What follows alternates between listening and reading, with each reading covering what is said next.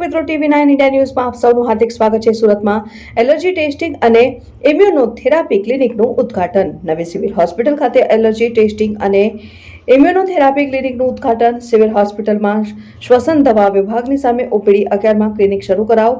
જલશક્તિ મંત્રી શ્રી CR પાટીલના હસ્તે કરવામાં આવ્યું ઉદ્ઘાટનમાં મુખ્ય મહેમાન તરીકે હર્ષ સંઘવી, મુકેશ પટેલ, સંગીતા પાટીલ ઉપસ્થિત। ઉદ્ઘાટન પ્રસંગે સિવિલ હોસ્પિટલના RMO સહિત અન્ય તબીબી અધિકારીઓ અને તબીબો રહ્યા હાજર। મેડિકલ સ્ટાફ અને નર્સિંગ સ્ટાફ પણ રહ્યા ઉપસ્થિત।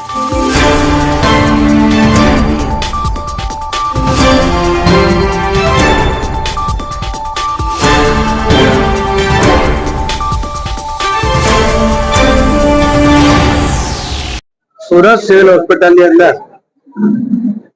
अनेक मुश्किल ऑपरेशनों विना मूल्य करीने सिविल हॉस्पिटल में सूरत में लोगों ने जो विश्वास उभो करे छे एना माटे अहींयाना 100 डॉक्टर्स, नर्सिंग स्टाफ અને अन्य स्टाफ ए बधाने पहला तो खूब खूब अभिनंदन आपું છું। जे बार प्राइवेट सेक्टर ની અંદર જે ટ્રીટમેન્ટ ખૂબ મોંઘી છે एवं ट्रीटमेंटो विना मूल्य सिविल हॉस्पिटल में थाय एना माटे सफलतापूर्वकना प्रयत्न न्यू सिविल हॉस्पिटल सूरत में सतत थता रह्या छे। आजे एक एलर्जी एक सामान्य रीते घणा मोटा प्रमाण में आपने जोवा मळे छे, परंतु घणीवार एलर्जी होय छे पण एनी ट्रीटमेंट खबर नथी। एलर्जी ने कारणे जे पण घणीवार ख्याल में आवतो नथी।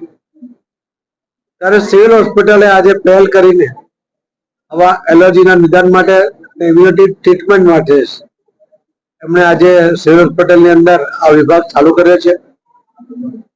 જે બહાર સારવાર કરાવી હોય કે નિદાન કરાવીને સારવાર કરે તો લગભગ 1.5 થી 2 લાખ રૂપિયાનો ખર્ચ આવે છે, જ્યારે આજે આ સુરતમાં આ સારવાર વિભાગ શરૂ કરવાને કારણે લોકોને વિના મૂલ્યે સુરતના અને દક્ષિણ ગુજરાતના જે પણ લોકોને સારવાર લઈ હશે એ લઈ શકશે એ પ્રકારની વ્યવસ્થા આજે સુરત સિવિલ હોસ્પિટલમાં શરૂ કરવામાં આવી છે। એના માટે હું ગુજરાતના મુખ્યમંત્રી શ્રી ભૂપેન્દ્રભાઈ પટેલ, આરોગ્ય મંત્રી શ્રી ઋષિકેશભાઈ પટેલ, સિવિલ હોસ્પિટલના સૌ ડોક્ટર, સૌ નર્સિંગ સ્ટાફ એની સાથે જોડાયેલા તમામ સ્ટાફ સૌને ખૂબ ખૂબ અભિનંદન આપું છું। અને આવા નવા નવા પ્રયોગો દ્વારા વિના મૂલ્યે સારવાર આપી શકાય એના જે પ્રયત્નો સિવિલ હોસ્પિટલ કરે છે એના કારણે લોકો સિવિલ હોસ્પિટલ તરફ વિશ્વાસ સાથે આવીને સારવાર કરાવે છે અને સારા પણ થતા હોય છે। હમણાં ગઈકાલે પણ એક બાળકનું વર્ષો જૂની એની ખૂનની ઢાંકણી એ ખસી ગઈ હતી, એના કારણે ઘણી બધી મુશ્કેલી હતી, ચાલી શકતો નહોતો।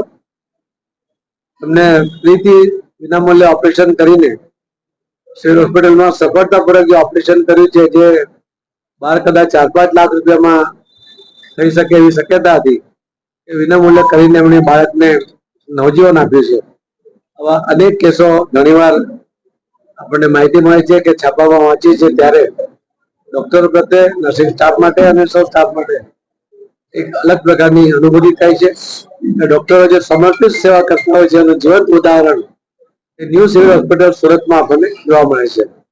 ફરીથી હું આપના માધ્યમથી દક્ષિણ ગુજરાતના તમામ લોકોને વિનંતી કરીશ કે આપને એલર્જીની આવી કોઈ પણ સમસ્યા હોય તો આપ અહીંયા નિદાન કરી શકો છો અને વિનામૂલ્યે ટ્રીટમેન્ટ પણ કરાવી શકો છો। એનો લાભ તમે ન્યૂ સિવિલ હોસ્પિટલમાં લો એ મારી આપ સૌને વિનંતી પણ છે। અને ફરીથી ડોક્ટરના આભાર સાથે મારી વાત નહીં